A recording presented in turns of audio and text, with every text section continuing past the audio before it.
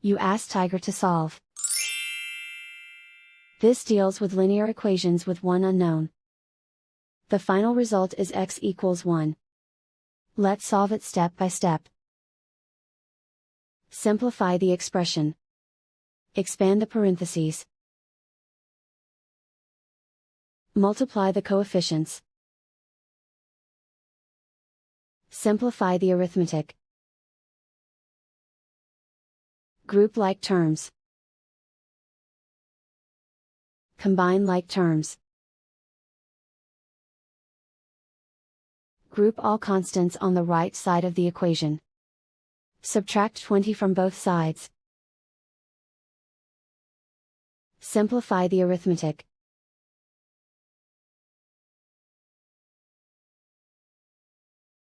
Isolate the x. Divide both sides by -13. Cancel out the negatives.